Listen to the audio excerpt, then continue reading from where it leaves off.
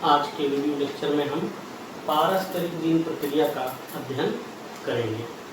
हम जानते हैं कि मेंडलवाद उन्हीं संक्रमणों पर लागू होता है जिनमें किसी आनुवंशिक लक्षण का नियंत्रण एक जीन के दो विकल्पी रूप यानी एलील्स के द्वारा होता हो और ये एलील्स F1 पीढ़ी में साथ साथ रहते हों बिना एक दूसरे को प्रभावित किए हुए, और F2 पीढ़ी में युग्मकों के निर्माण के समय दोनों एक दूसरे से शुद्ध रूप से अलग हो जाते हैं, तभी प्राप्त परिणाम मेंडल के अनुसार होता है। परंतु ऐसे अनेकों संक्रमण हैं जिनमें जो F2 रेशियो या F1 में जो रिजल्ट मिलना चाहिए वह मेंडल के अनुसार नहीं प्राप्त होता है। ऐसे सभी संक्रमणों की व्याख्या पारस्परिक जीन प्रक्रिया या जीन इंटरेक्शन के द्वारा की जा सकती है। जीन इंटरेक्शन को दो भागों में बांटा गया है। पहला भाग है आंतर एलेलिक पारस्परिक जीन प्रक्रिया, जिसे हम इंटर एलेलिक जीन इंटरेक्शन भी कहते हैं, और दूसरा भाग है आंतर जीनी पारस्परिक जीन प्रक्रिया, जिसे हम इंटरजेनिक जीन इंटरेक्शन भी कहते हैं। यहाँ पर किसी आनुवंशिक लक्षण का नियंत्रण एक ही जीन के द्वारा होता है, परंतु उनमें एलील्स की संख्या 2 या 2 से अधिक हो सकती है। यहाँ पर दो स्वतंत्र जीनें मिलकर किसी आनुवंशिक लक्षण का नियंत्रण करती हैं। आंतर एलील पारस्परिक जीन प्रक्रिया के निम्न 4 उदाहरण हैं। इसमें पहला उदाहरण है अपूर्ण प्रभाविता, जिसे हम इनकम्प्लीट डोमिनेंस भी कहते हैं। यहाँ पर एक जीन के जो 2 एलील्स होते हैं उनमें से एक एलील दूसरे एलील पर पूर्ण प्रभावी नहीं होता है, जिसके कारण F1 पीढ़ी में जो संतति प्राप्त होती है वह उसका फिनोटाइप अलग हो जाता है। यहाँ पर सप्रभाविता के केस में आनुवंशिक लक्षण का नियंत्रण एक जीन के 2 एलील्स द्वारा इस प्रकार से होता है कि F1 संतति में दोनों ही एलील्स एक साथ अपने लक्षणों को प्रदर्शित करने लगती हैं। तीसरी घटना में बहुएलीलता जिसे हम कहते हैं, यहाँ पर एक ही जीन के 2 से अधिक एलील्स आपस में मिलकर किसी फिनोटाइप को प्रदर्शित करते हैं। यहाँ पर घातक जीन या बहुप्रभावी जीन के केस में एक जीन अपना एक से अधिक प्रभाव रखती है, यानी एक से अधिक आनुवंशिक लक्षणों को नियंत्रित करती है, और आनुवंशिक लक्षणों के नियंत्रण करने के साथ ही साथ उस जीवधारी के जीवन की किसी अवस्था में ये मृत्यु का कारण भी बन जाती है, अतः इसे घातक जीन भी कहा जाता है। अब यहाँ देखें आंतरजीनी पारस्परिक जीन प्रक्रिया में इसका पहला उदाहरण प्रबलता है। यहाँ पर किसी आनुवंशिक लक्षण का नियंत्रण 2 स्वतंत्र जीनें इस प्रकार से करती हैं कि उनमें से कोई एक जीन अपनी प्रभावी या अप्रभावी अवस्था में दूसरे जीन के प्रभाव को ढक लेती है। इस घटना को हम प्रबलता कहते हैं। संचयी कारक, यहाँ पर कोई आनुवंशिक लक्षण 2 या 2 से अधिक स्वतंत्र जीनों के द्वारा इस प्रकार नियंत्रित होता है कि किसी जीवधारी में जितने ही अधिक प्रबल जीन उपस्थित होगी उसमें वह आनुवंशिक लक्षण उतना ही खिलकर प्रदर्शित होता है। यहाँ पर 2 स्वतंत्र जीनें मिलकर किसी आनुवंशिक लक्षण का नियंत्रण करती हैं जिनके अपने अपने फिनोटाइप होते हैं, लेकिन जब दोनों प्रबल जीनें एक साथ किसी जीवधारी में आ जाती हैं तो एक बिल्कुल नए प्रकार के फिनोटाइप का विकास होता है। नए प्रकार के फिनोटाइप के विकास में दोनों स्वतंत्र जीनें एक दूसरे का सहयोग करती हैं, अतः ऐसी जीनों को हम सहयोगी जीन कहते हैं। आइए बारी बारी इन सभी के बारे में विस्तृत जानकारी प्राप्त करें। तो सबसे पहले हम अपूर्ण प्रभाविता को समझें।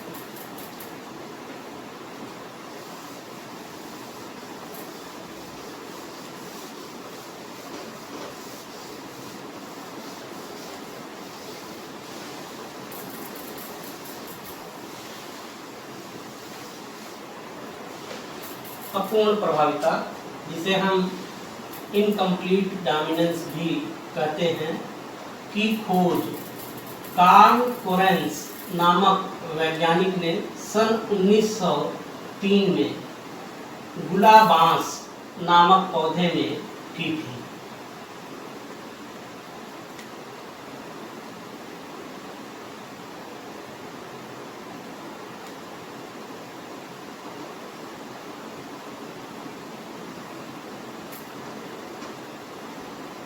कार्ल कोरेंस ने 1903 में इसकी खोज की थी, और जिस प्लांट में इसकी खोज की थी उसे हम मिराबिलिस जेलापा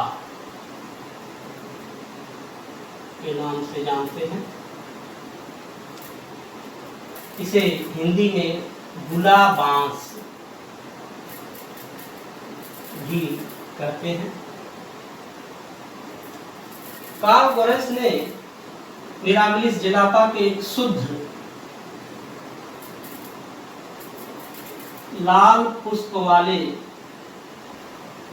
पौधे का क्रॉस एक शुद्ध सफेद रंग वाले पुष्प के पौधे से कराया। यहाँ पर एक जनक P1 हो गया और ये P2। यहाँ पर इसका जीनोटाइप हम कैपिटल RR ले लें, और वाइट के लिए हम जो है स्मॉल r ले लें। तो यहाँ पर जो रेड कलर है वह वाइट के साथ जब क्रॉस कराया जाता है तो क्या कार्ल कोरेंस को प्राप्त हुआ, यहाँ पर उसे जो पौधे प्राप्त हुए वह हाइब्रिड पिंक कलर के थे। F1 जो संतति प्राप्त हो रही थी वह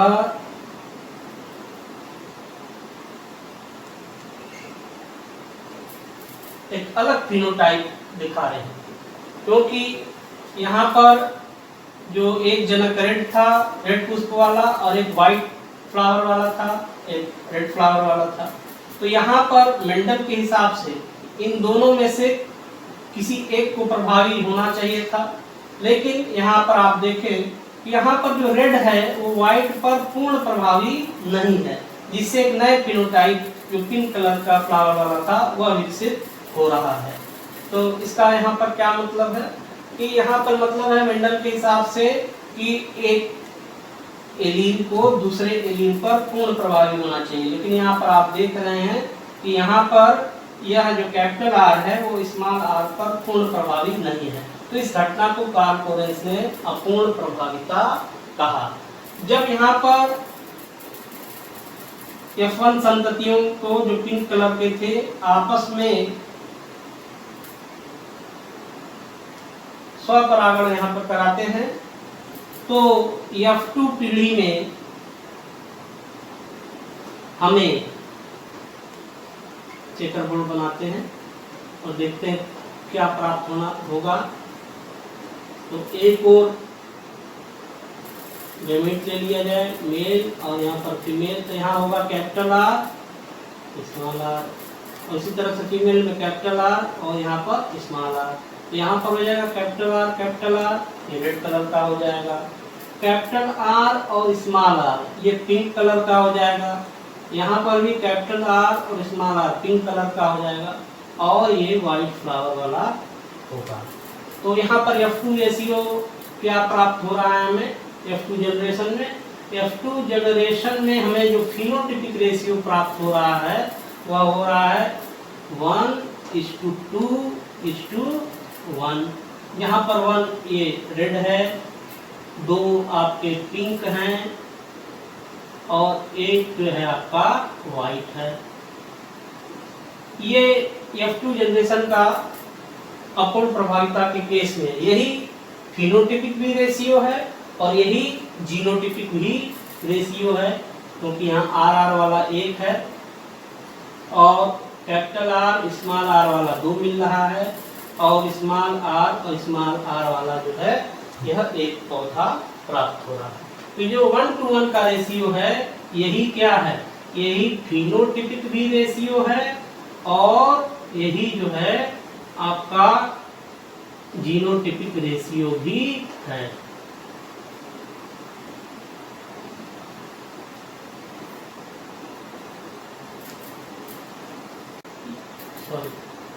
ये मेंडलवाद का अपवाद क्यों है, इसे जरा समझें। मेंडल के एक गुण संकरण को ध्यान में लाएं। यहाँ पर मेंडल ने एक शुद्ध लंबा पौधा लिया था जिसका क्रॉस उसने शुद्ध जो है बौने से कराया था, यानी प्योर टाल एक प्लांट लिया था और उसका क्रॉस कराया था प्योर ड्वार्फ से।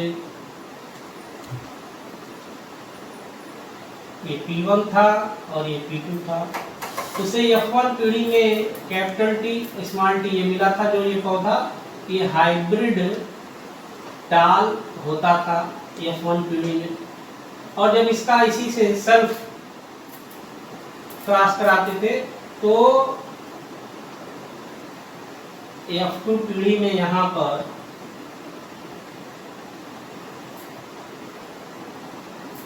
आप देखें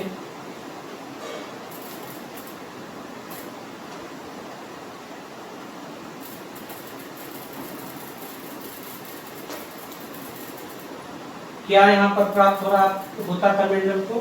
यहाँ F2 जनरेशन में उसे जो है 3 लंबे और 1 बौने यानी 3 संबंधे 1 का फिनोटिपिक रेशियो मिलता था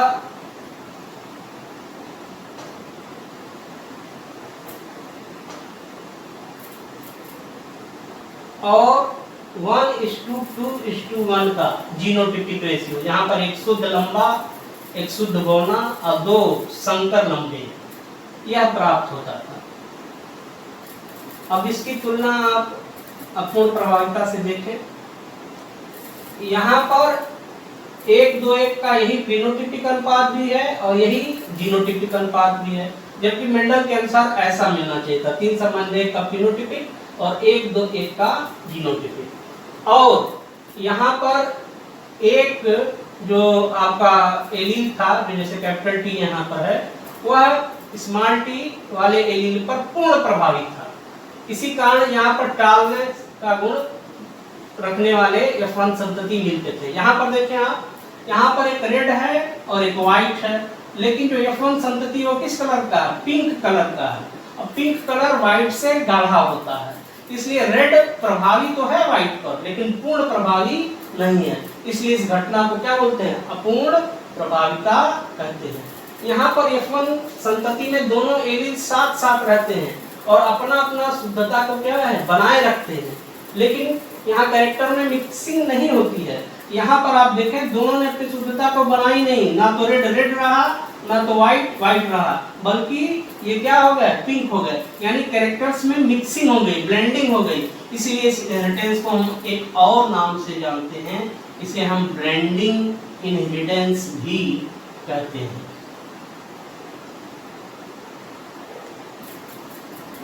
तो अभी आपने अपूर्ण प्रभाविता क्या होती है और यह अपूर्ण प्रभाविता मेंडलवाद का अपवाद क्यों है, इसको भी आपने समझा।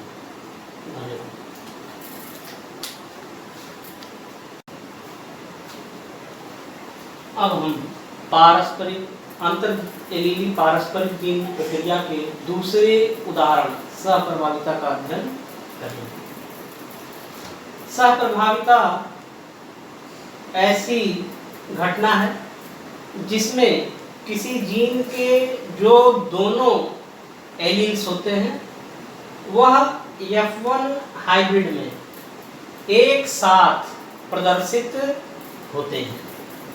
इसका उदाहरण मवेशियों में त्वचा के बालों के रंग की वंशानुगति है। मवेशियों में त्वचा के बालों के रंग का निर्धारण के लिए कैपिटल R जीन रिस्पांसिबल होती है, उत्तरदायी होती है। इस R जीन के 2 विकल्पी रूप होते हैं, R1 तथा R2। R1 जीनोटाइप रखने वाला कैटिल कि जो त्वचा के बालों के रंग होते हैं वो कैसे होते हैं, रेड ब्राउन होते हैं। और जो R2 जीनोटाइप रखता है कैटिल, उसके त्वचा के बालों के रंग वाइट होते हैं। अब हम ऐसे दो कैटिल्स को लेंगे जिनके त्वचा के बालों के रंग रेड हों और ये प्योर हों, और उसी प्रकार से दूसरा जो लेंगे वह भी प्योर हो, वाइट कलर वाला। एक जनक ये P1 हो जाएगा और ये जो हो जाएगा P2 हो जाएगा। जब इनके बीच में क्रॉस फर्टिलाइजेशन कराया जाएगा तो F1 जनरेशन में हमें क्या प्राप्त होगा? ऐसा जीनोटाइप रखने वाला सदस्य प्राप्त होगा F1 जनरेशन में।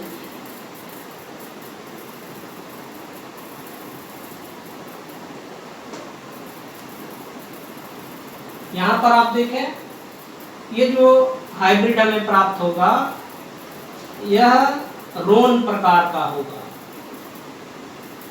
रोन का तात्पर्य क्या है?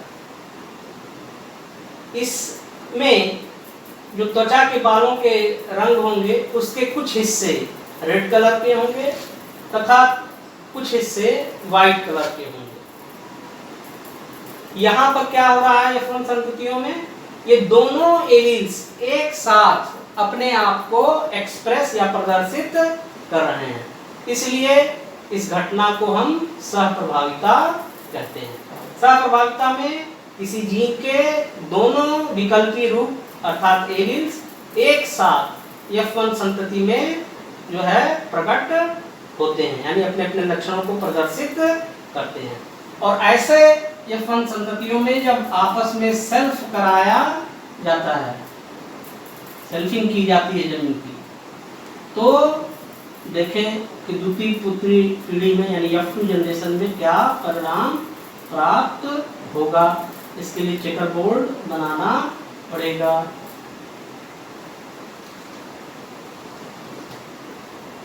अब इसमें मेल के गैमीट ऊपर ले लेंगे और इस ओर जो है फीमेल के गैमीट। तो यहाँ पर मेल जो होगा उसके गैमीट हो जाएंगे R1 R2। उसी प्रकार से जो फीमेल होगा उसका R1 हो जाएगा और दूसरा R2 हो जाएगा गैमीट। यहाँ जो विकसित होगा इन दोनों के संयोग से वो होगा R1 R1। इसकी त्वचा के बालों के रंग कैसे होंगे? रेड होंगे।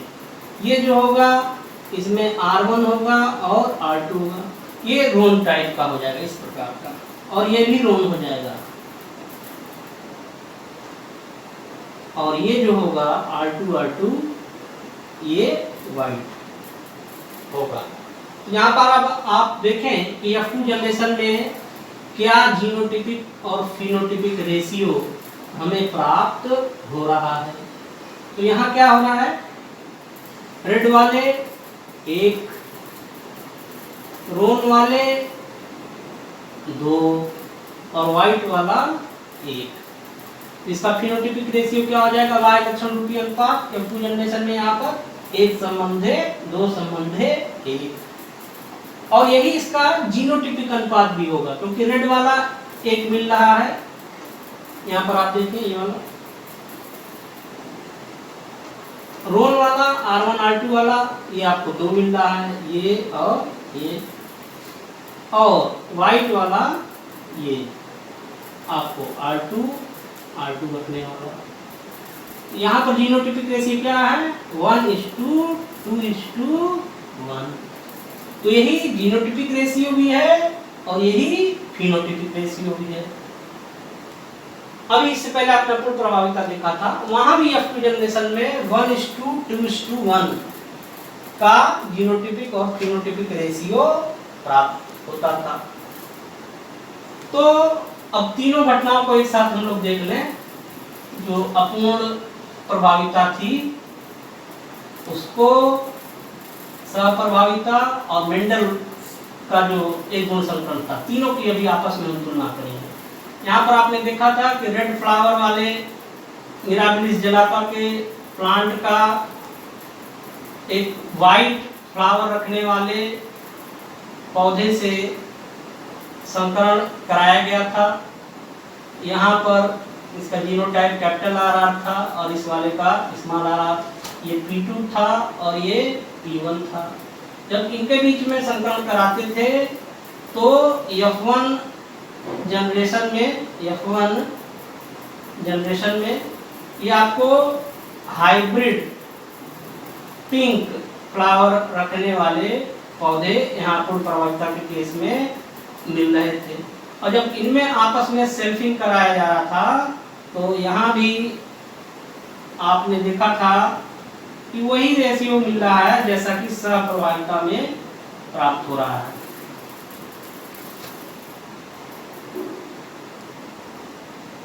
देखिए आप, ये आर वाला क्या हो जा रहा था, ये रेड कलर का हो रहा था। ये वाला संतति कैपिटल आर स्मॉल आर वाला ये पिंक कलर का हो जा रहा था और ये भी पिंक कलर का, और ये जो हो रहा था वाइट। तो यहाँ भी आपको जो प्राप्त हो रहा था 1:2:1 का आपको रेशियो F2 जनरेशन में मिल रहा था। यही फिनोटाइपिक भी रेशियो है और यही जीनोटाइपिक भी रेशियो है। तो पहले देखें कि सहप्रभाविता मेंडलवाद का अपवाद क्यों है। मेंडल के अनुसार F1 संतति में किसी जीन के एक ही एलील को प्रदर्शित होता है। जैसे यहाँ पे देखें टालनेस का जो कैपिटल T है यही सिर्फ जो है प्रदर्शित हो रहा है। इसने जो दूसरा एलील है जिसे स्मॉल t से प्रदर्शित किया गया है इसके गुणों को यहाँ पर ढक लिया है और सिर्फ डोमिनेंट कैरेक्टर ही यहाँ पर प्रदर्शित हो रहा है। और इन दोनों ने अपनी शुद्धता को F1 जनरेशन में बनाए रखा है और द्वितीय पुत्री पीढ़ी में ये शुद्ध रूप से एक दूसरे से 3 संबंधे 1 के फिनोटाइपिक रेशियो में या 1:1 के जीनोटाइपिक रेशियो में बट गए हैं। यहाँ पर देखें, यहाँ पर भी किसी जीन के 2 एलील्स हैं लेकिन F1 जनरेशन में दोनों एक साथ प्रदर्शित हो जाते हैं, जबकि यहाँ ऐसा नहीं था। यहाँ दोनों एक साथ प्रदर्शित हो जाते हैं, इसलिए तो सहप्रभाविता कहते हैं। साथ ही साथ यहाँ पर F2 जनरेशन में 3 संबंधे 1 और 1:1 की जगह 1:1 का फिनोटाइपिक और जीनोटाइपिक अनुपात हमें प्राप्त होता है। अब सहप्रभाविता को अपूर्ण प्रभाविता में जरा सा डिफरेंस देखें। यहाँ पर क्या हो रहा है, यहाँ पर जो एक जीन के 2 एलील हैं ये आपस में मिक्स हो जा रहे हैं और मिक्स होकर एक नया फिनोटाइप दे रहे हैं। देखिए यहाँ पर जो पिंक कलर है ये व्हाइट से गाढ़ा है और रेड जो है वो पिंक से यहाँ पर ये कलर गाढ़ा है। यानी यहाँ पर जो रेड है वो व्हाइट पर प्रभावी पूर्ण रूप से नहीं है बल्कि अपूर्ण रूप से है। और यहाँ पर दोनों एलील्स आपस में F1 जनरेशन में ही क्या कर जा रहे हैं, आपस में अंतर क्रिया कर जा रहे हैं।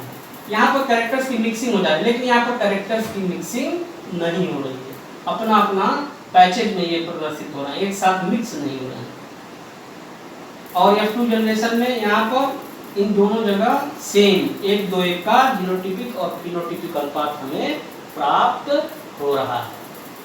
तो अभी हमने सहप्रभाविता क्या होती है, यह मेंडलवाद का अपवाद क्यों है और सहप्रभाविता और अपूर्ण प्रभाविता में क्या अंतर होता है इसको समझा। अब इसके बाद हम अंतर एलीली पारस्परिक जीन प्रक्रिया के तीसरे उदाहरण बहु एलीलता का अध्ययन करेंगे।